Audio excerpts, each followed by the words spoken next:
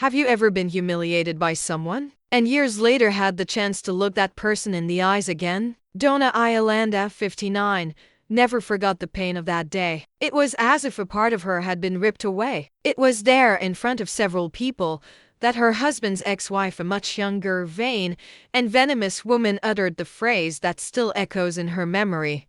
"It's no wonder he chose me. You were never enough for anyone." That wasn't just humiliation. It was a wound that burned inside. But Iolanda, in her firm and silent way, didn't argue, didn't retaliate, didn't cry in front of anyone. She kept it all inside and continued her life as strong women do when they have no other choice. Years passed. Iolanda worked, took care of her family, rebuilt her own peace. Over time, she learned to stand on her own 2 feet without needing to prove anything to anyone. Meanwhile, the ex, always haughty, always full of pride, continued to flaunt her arrogance around the community, making a point of needling Iolanda from time to time, as if she still needed to reinforce an old victory. Until, one afternoon, something completely unexpected happened. Among the bills, advertisements, and ordinary mail, there was an elegant envelope with gold lettering. When she opened it, she found a formal invitation. "We invite you to be the godmother of our wedding." Signed by the same woman who had once humiliated her. For a second, Iolanda thought it was some kind of joke. Then she thought it was a provocation, or perhaps a game. Nothing made sense. Why her? Why Iolanda of all people? What did that woman want now? Even suspicious, Iolanda decided to go to the meeting arranged by the bride. A mixture of curiosity, apprehension, and dignity pushed her forward. But nothing, absolutely nothing, prepared Iolanda for what she would discover. That day, she realized that humiliation comes back, but sometimes it comes back in a way no one imagines. Iolanda wasn't always the quiet woman many came to know years later. Before all that pain, she possessed a youth full of hope, simple dreams, and an almost naive trust in love. Coming from a humble family, she learned early on that life only rewards those who work hard, who don't shirk responsibilities, and who put their heart into everything they do. In her early 20s, she believed marriage would be her safe haven, the opportunity to build the family she always wanted. When she met the man who would later become her husband, she felt something she couldn't explain. He was kind, polite, and seemed to admire her for who she was, not for what she had. It was easy for her to give him her heart, perhaps too easy. By his side, Iolanda built a whole life. Years of companionship, shared expenses, shared dreams, and overcoming difficulties side by side. She believed they were growing together, evolving as a couple, strengthening what she called our story. In the early days, he truly seemed in love. He treated her with affection, with attention, with the kind of care every woman dreams of receiving. And she, faithful and dedicated, gave him the best she knew how. But as the years passed, his sparkle began to fade, while she continued trying to rekindle what was already doomed. He started with small distances, late arrivals, vague excuses, a cold look in his eyes. Iolanda understood, but pretended not to. She believed in the strength of family. She believed in the promise they made before God. She believed that difficult phases existed to be overcome, not to destroy a union. It was around this time that younger woman appeared in their lives. The neighbors talked, but no one dared to say anything directly. Iolanda noticed when the new clothes started appearing, when the different perfumes appeared in the wardrobe, when her husband became overly anxious about messages arriving on his cell phone. She felt it. A woman's soul always feels before her mind understands. The ex-wife, who at the time was still just the other woman, was the complete opposite of Iolanda. Younger, full of youthful arrogance, with a beauty displayed shamelessly, as if she wanted to prove something to the world. She was the type who wasn't afraid to step on anyone in her way. And for some reason Iolanda never understood, that young woman loved to humiliate her, as if she needed to trample on her to feel superior. Iolanda tried to fight for her marriage. She tried to talk, tried to recover the affection, tried to rekindle something that only she still carried. But her husband was already far away. So far away that, When he finally left, he even seemed relieved. The final blow came when the new woman, now openly his girlfriend, sought out Iolanda only to repeat venoms that he himself never had the courage to say aloud. She said that he deserved someone better, that Iolanda wasn't enough, that no man chooses an old woman when he can have a young one. The words wounded Iolanda with a force she never imagined feeling. It wasn't just the end of a marriage. It was the end of a life she believed she had built with love. It was the end of a story she thought would last forever. And worse, it was destroyed by someone who treated her with contempt, with humiliation, with the kind of cruelty that only someone with an inflated ego can deliver. But time has a silent way of healing what seems impossible. Iolanda, even broken, didn't give up. She worked, rebuilt her dignity, found strength where she thought she had none left. And while she was silently reborn, her ex continued living in a bubble of arrogance, showing off the boyfriend she stole, proudly parading the trophy she believed she had snatched from Iolanda's hands. The neighborhood saw everything. Some felt sorry for Iolanda. Others criticized her behind her back. But she remained quiet. Not out of weakness, but because she knew that responding to provocation is to descend to the same level as someone who only knows how to hurt. Over the years, rumors about her ex-wife reached her. Loose comments about fights, betrayals, discreet scandals. But Iolanda never reveled in it. She never wished ill. She always believed that everyone reaps what they sow. And if life was returning pain to that woman who had humiliated her so much, that was no longer her problem. Iolanda gradually found small joys in her routine.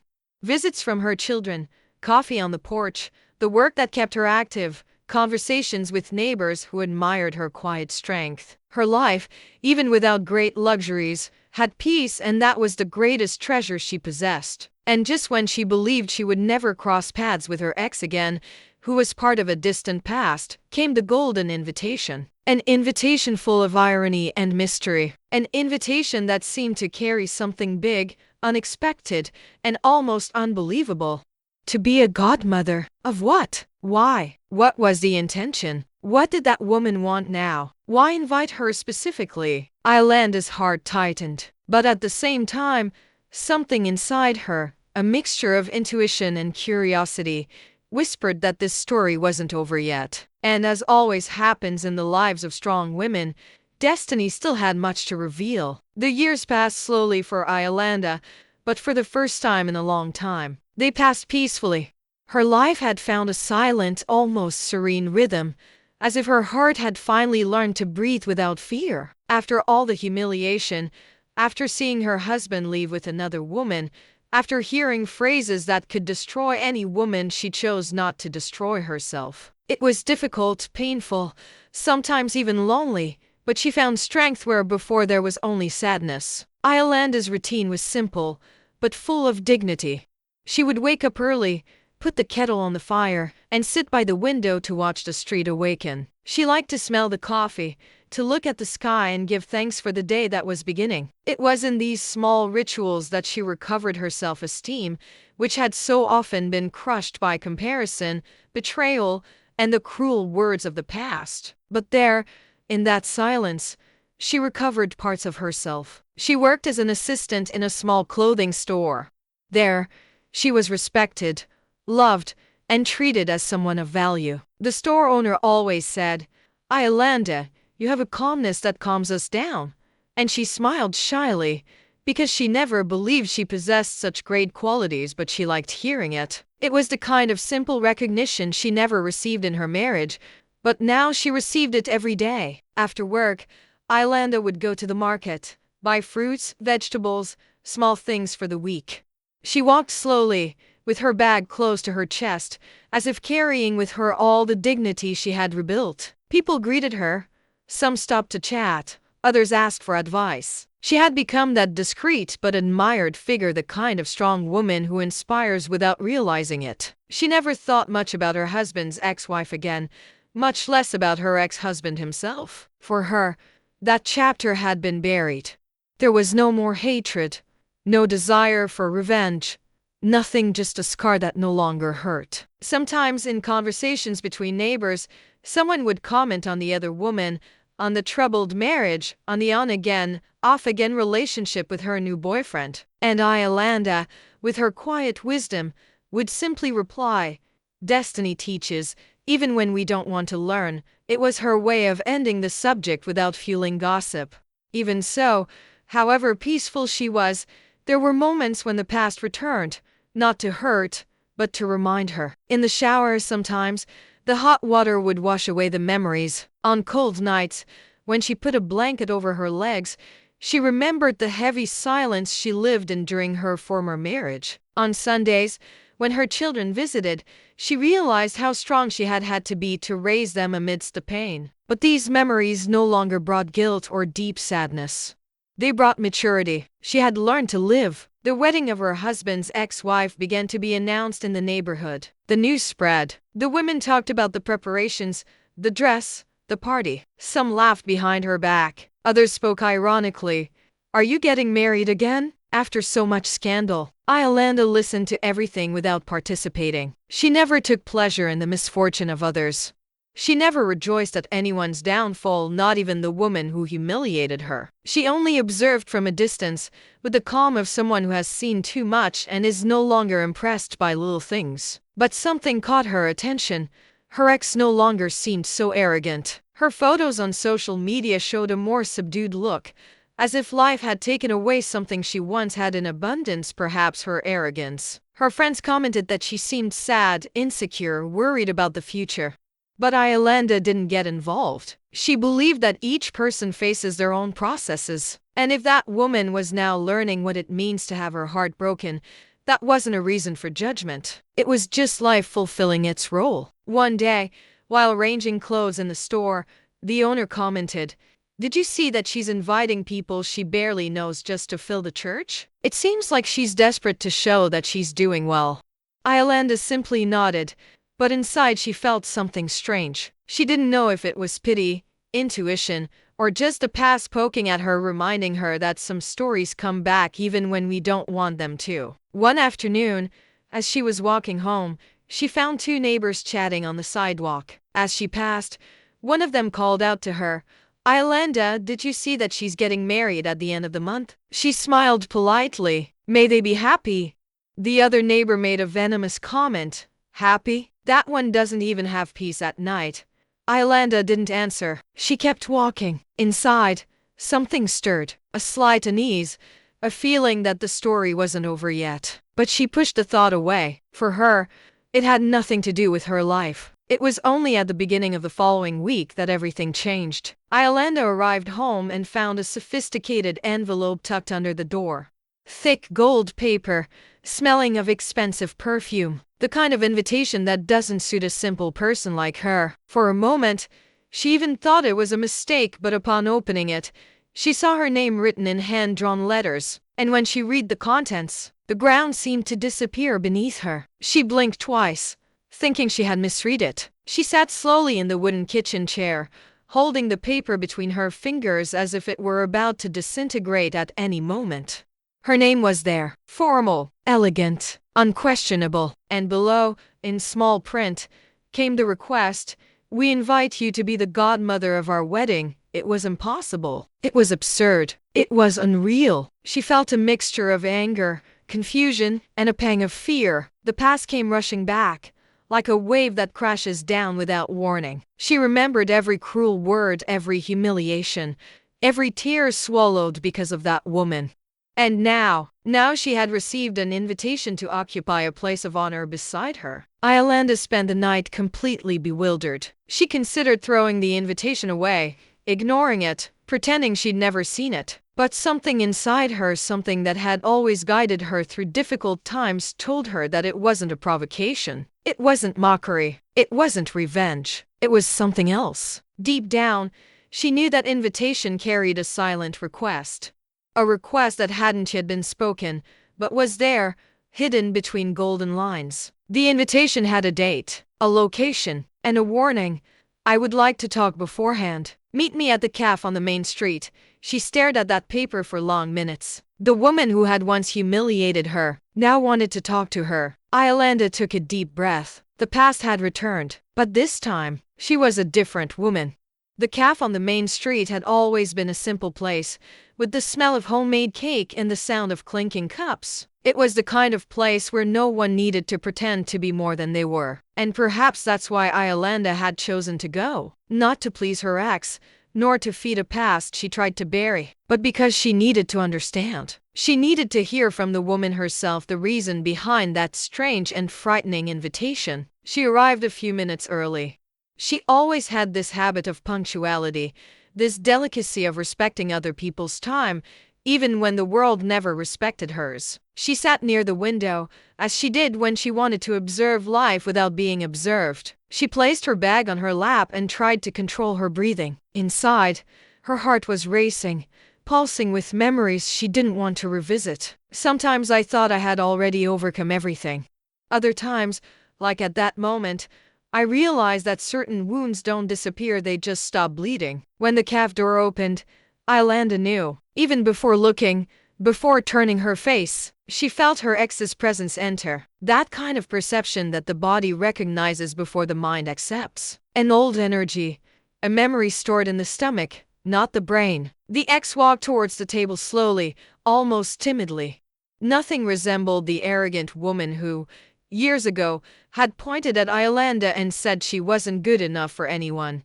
Nothing resembled that superior posture, with eyes full of pride, with a mocking smile. There, before her, was a dejected, tired woman, as if life had stripped her of her arrogance and left only her true face, the face no one sees when they are too busy trying to humiliate someone. "Thank you for coming," said the ex, in a low and surprisingly fragile voice.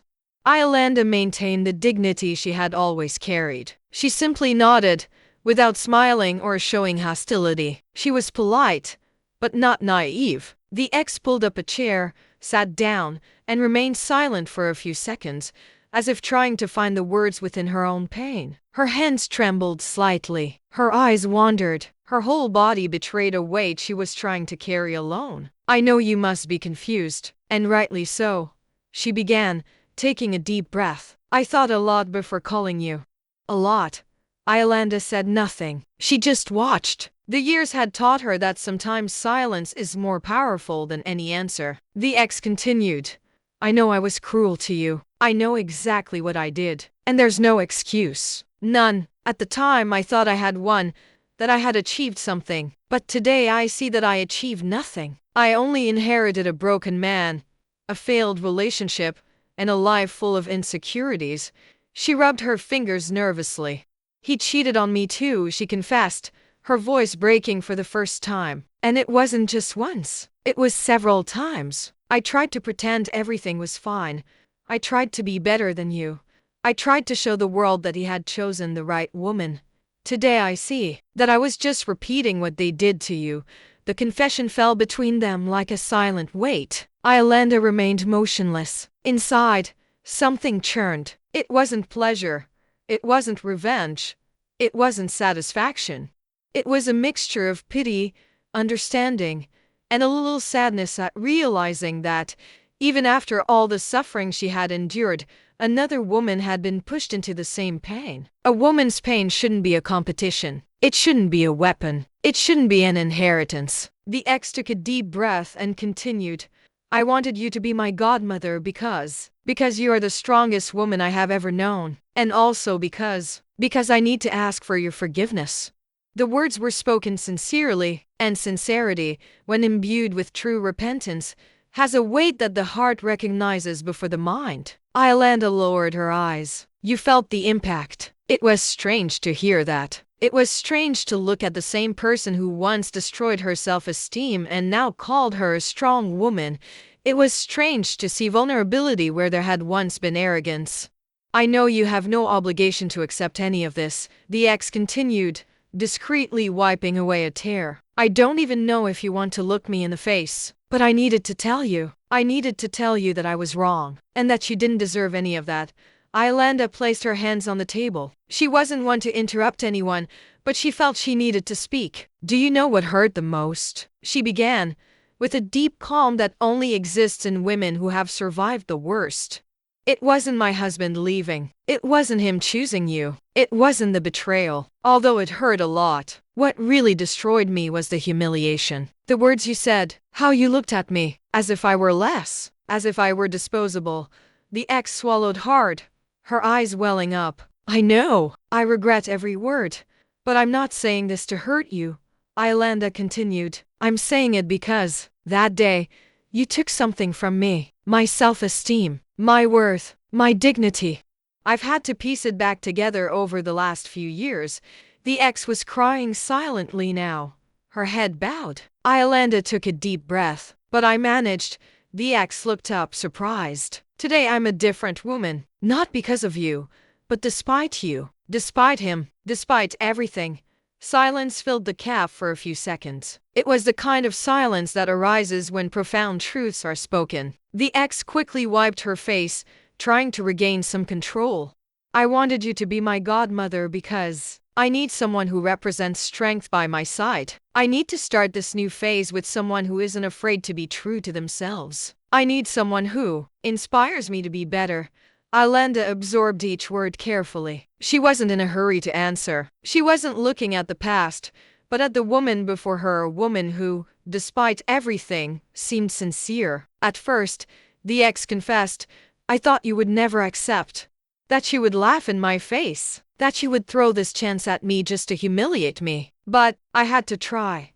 Iolanda took another deep breath. She felt the weight of the decision growing inside her. The past tried to pull her back, reminding her of every tear, every wound, every scar. But her maturity, her resilience, her feminine strength built at such great cost whispered something else.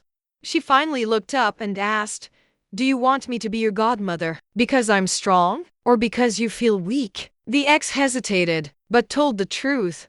Because you're strong. And I need to learn to be. Iolanda closed her eyes for a second. It was the answer I needed. When he opened his eyes, he simply said, I'll think about it. The ex nodded, relieved not to hear a no thank you. Just coming already means a lot. Iolanda left the caf feeling her heart lighter and heavier at the same time. Life had just delivered to her door a story she never imagined reliving. But as she walked home, a certainty grew within her. She was no longer the woman who had once been humiliated. She was the woman who decided how the story would end. When Iolanda arrived home that late afternoon, she didn't take off her shoes, didn't turn on the lights, didn't switch on the television.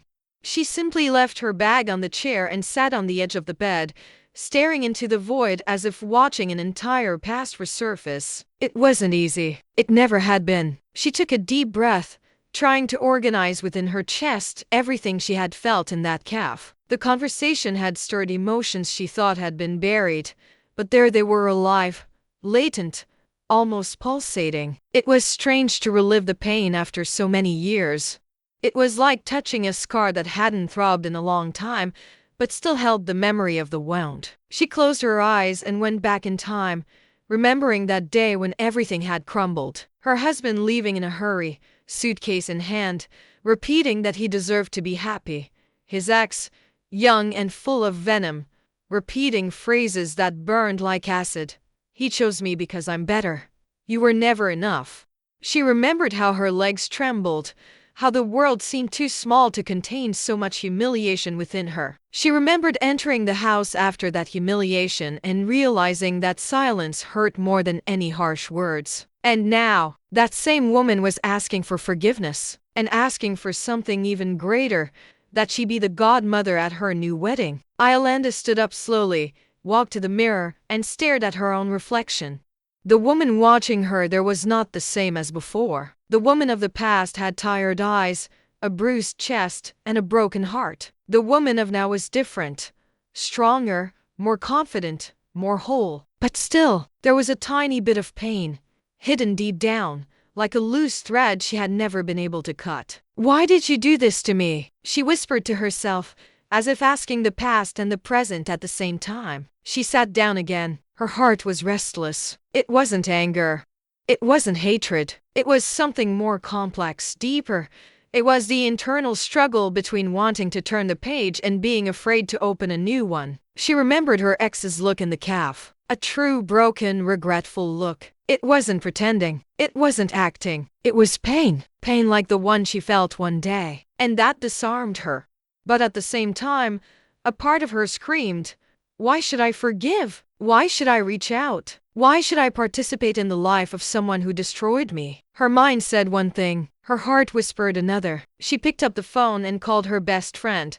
Lord's the only person who always knew everything, who saw the tears, who held her hand on the worst days. When Lourdes answered, Iolanda couldn't speak immediately.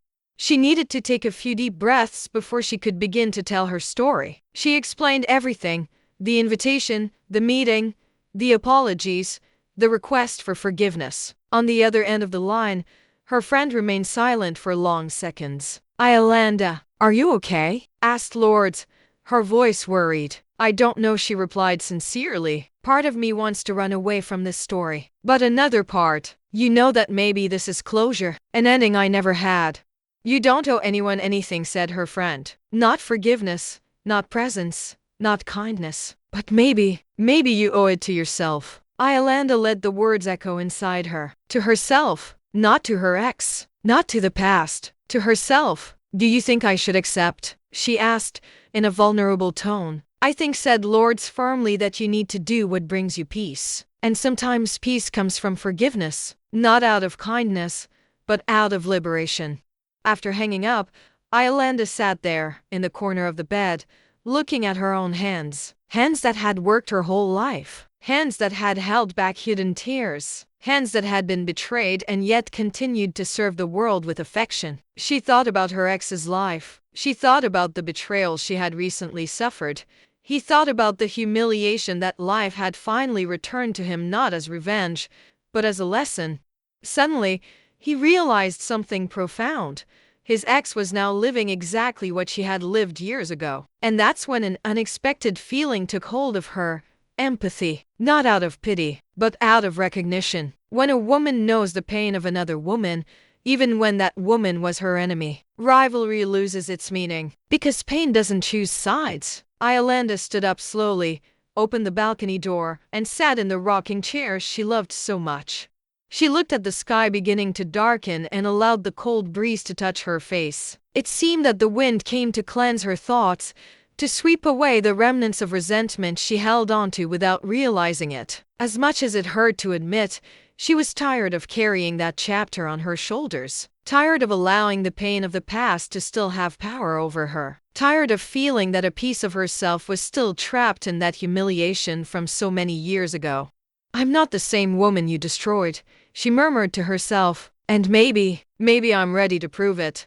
A single tear rolled down the corner of her eye. It wasn't a tear of sadness. It was a tear of liberation. That night, Iolanda slept little, but she slept lightly. For the first time, she felt that the past was no longer a dark room she needed to escape from. It was just a place she had been and would never return to. When she woke up the next morning, she knew exactly what she would do. "Did you spend hours thinking about this?" "Yes, but the decision came simply. She had nothing left to fear, nothing left to prove. And above all, she had a strength that hadn't existed before. A strength that is only born when a woman gathers her own pieces and rebuilds herself with more courage than she originally had." Iolanda got up, put the kettle on the stove, and made breakfast with a calmness that seemed to foreshadow something new. "I will accept," she thought, "but not for her. For me." And it was this certainty, calm, mature, and invincible, that finally set her free. The wedding day dawned with a different scent in the air. For many, it was just another elegant ceremony, full of glamour, well-dressed guests, and rehearsed smiles. For Iolanda, however, that day was a journey, an inner rite, a chapter that needed to be closed so she could finally breathe like a whole woman. She got ready slowly, almost silently. There was no exaggerated makeup, no luxurious dress. Just a beautiful, simple, and elegant outfit that matched the serene strength she carried. Her hair carefully styled, a light perfume, and a tranquil expression, despite the storm that still stirred discreetly within her. Before leaving, she looked at herself in the mirror one more time. The reflected image showed a mature woman who had survived everything: humiliation, rejection, betrayal, and above all, the judgment of others. A woman who had learned to survive with dignity.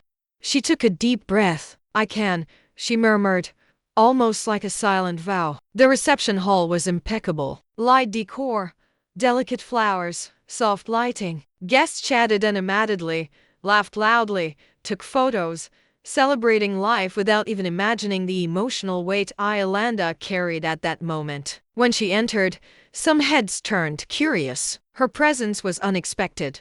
After all, what did the ex-wife of the ex-husband have to do with that wedding? It was the kind of question that easily came up in people's mouths but that no one dared to ask aloud. Even so, there were stares, many stares. Some judged, others simply observed. She walked among them with firm steps and in a pride posture. You wouldn't shrink back. You wouldn't allow old wounds to bleed again. And then she saw her, the bride, the same woman who once humiliated her mercilessly.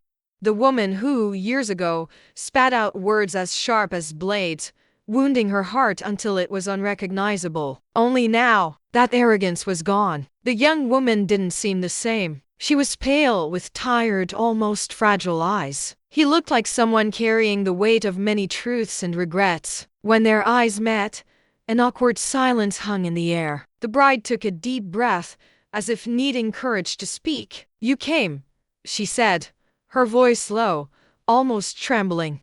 I said I would accept, Iolanda replied, maintaining her composure. The bride smiled, not a beautiful smile, the kind you see in photos, but a small, humble smile, the kind made by someone who had fallen and learned to get up the hard way. Thank you for not giving up on me. Even after everything, she murmured, her eyes welling up. You don't know how much this means. Iolanda simply nodded. She hadn't gone there to reopen wounds. He had gone to close them, not to seek revenge, but to understand within himself that pain, when it matures, becomes strength. The ceremony began. The makeshift church in the hall fell silent as the soft music filled the air. The guests settled in. The bride entered slowly, holding a delicate bouquet, almost as if holding one last chance at happiness. The groom seemed nervous, but he smiled. He wasn't Iolanda's ex-husband. He was a new man, with his own flaws and wounds. But in his eyes, there was true love, and that was enough. When the time came for speeches, the master of ceremonies announced, the bride would like to say a few words before the vows. A murmur ran through the hall. Speeches before vows were unusual, but no one dared to question it. She held the microphone with trembling hands. She looked at the guests, then at the groom, then, finally, at Iolanda. I know you expect me to talk about love, marriage, and happiness, she began, her voice choked with emotion. But before that, I need to talk about truth. The entire hall fell silent. For many years of my life, I was an arrogant woman, she continued. A woman who thought she could step on others, because she thought she would never be stepped on herself. Some people exchanged glances, others lowered their heads. Her sincerity was uncomfortable, yet powerful. I made many mistakes, many more than you imagine. And one of those mistakes was against an incredible woman. A woman I humiliated for no reason. A woman I tried to diminish to feel bigger. Her eyes filled with tears. The guests held their breath. This woman is here today, she said, invited not out of irony, not out of provocation, but because I needed to apologize in front of everyone. Not out of obligation, but out of regret. Iolanda felt a tightness in her chest. The entire room turned its face towards her. It was as if everyone, at the same time, was trying to understand how that story had begun and how it was ending there. The bride continued, Iolanda, you were the woman I envied the most. Why? Because you had what I never had, dignity. And dignity cannot be stolen. It cannot be conquered. It is built. And some women, like I once was, try to destroy what they can't reach. Now she was openly crying. I humiliated you when you were weak. And life returned the pain to me twofold. The man I chose betrayed me, deceived me, made me believe I was small. I fell. I broke. And it was only then that I understood what you went through. A deep silence filled the room. It was as if no one was breathing. When I was on the ground, I thought about who could help me get up. And I realized that the only person capable of understanding me was precisely the one I hurt. Because you are strong. You always have been. And at that moment, understood that the person I hurt the most was the one I most needed to admire. She wiped her face and said, her voice choked with emotion, "That's why I asked you to be my godmother, not out of tradition, not out of formality, but because I wanted to learn to be a better woman. I wanted to begin my new life beside the woman who taught me the greatest lesson anyone can learn, that forgiveness is more powerful than revenge." The hall erupted in emotional sighs.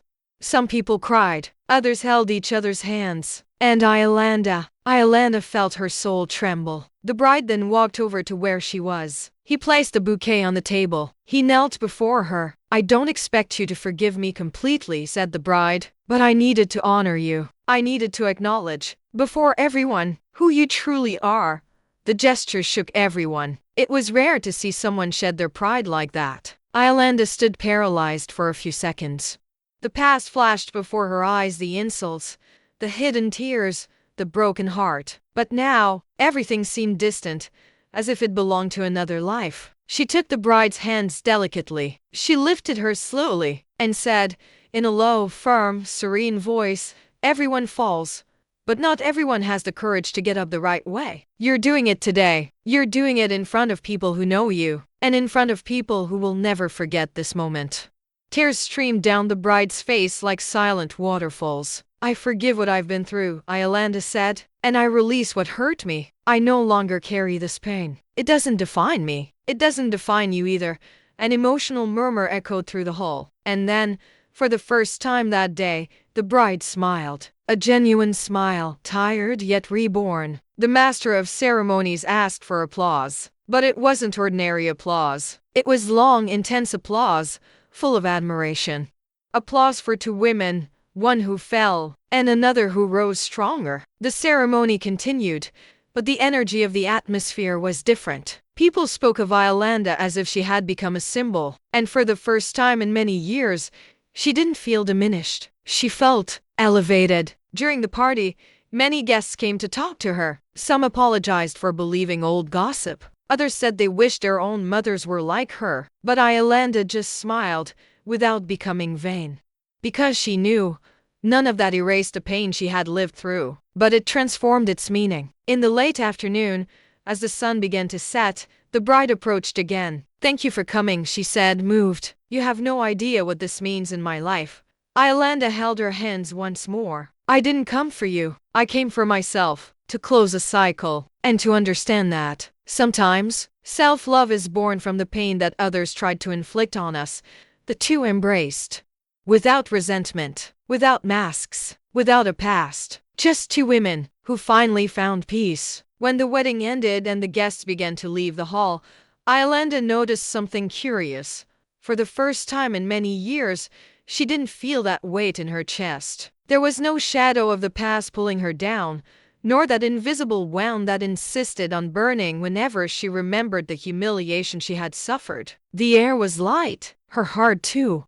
She walked slowly to the door, observing the hall from afar. The low lights, the tables being dismantled, the soft laughter echoing, and the bride, surrounded by people who hugged her and cried with her. Life, in some strange way, was reorganizing itself. As soon as she saw Iolanda trying to leave discreetly, the bride approached, almost running. "Wait," she asked, her voice still trembling. "I wanted to thank you again."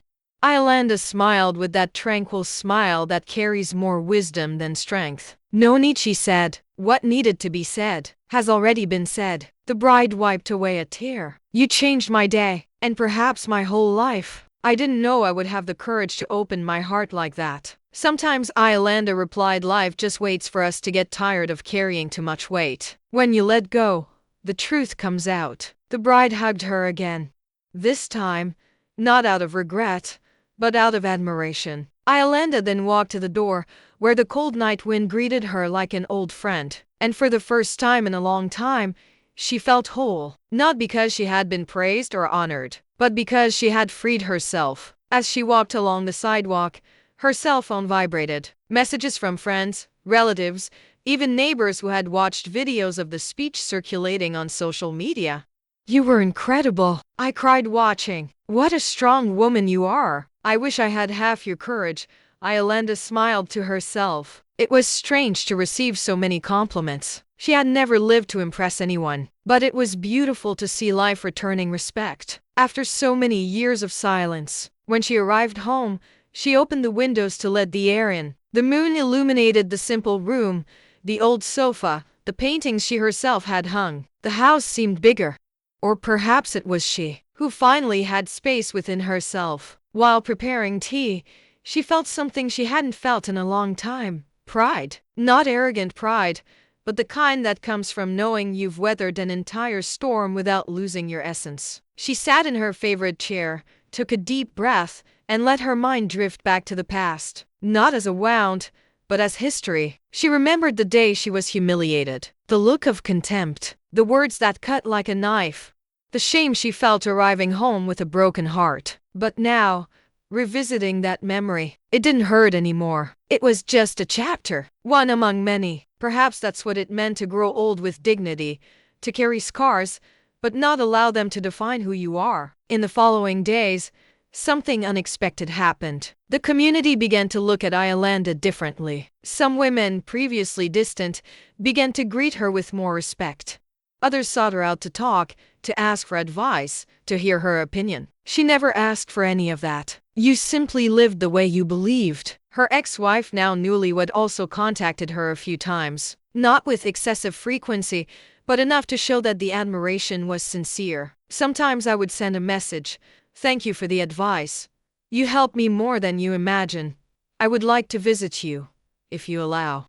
And Iolanda always responded kindly, maintaining the healthy distance that maturity demands. They weren't best friends and they didn't need to be, but there was respect. And there was truth. It was the kind of relationship that is born from sincere regret and real forgiveness. Over time, Iolanda realized that everything she had lived through, the difficult marriage, the betrayal, the humiliation, the abandonment, had shaped something much greater within her.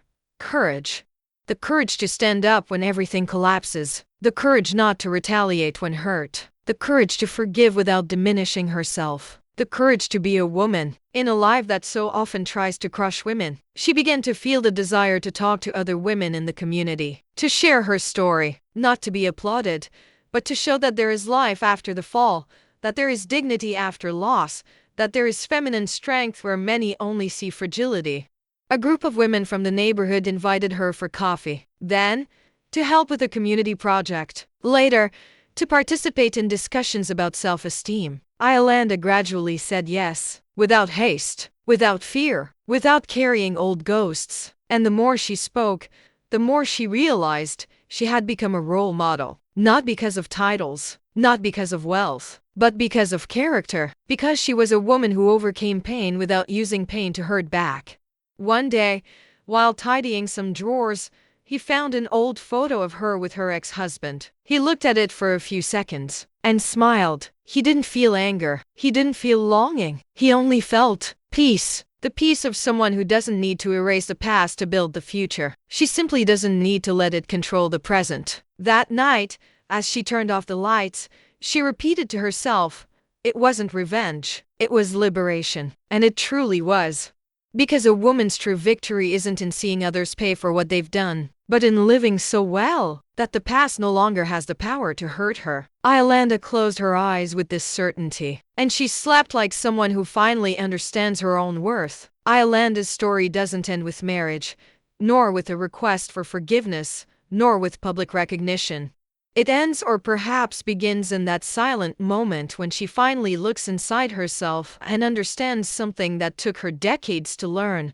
Pain passes, humiliation heals, but the strength that is born after that no one can take away. How many women in this world have been diminished by someone? How many have heard that they weren't enough? How many have been replaced, humiliated, deceived, used as a stepping stone for someone else's ego? And yet, they remain standing.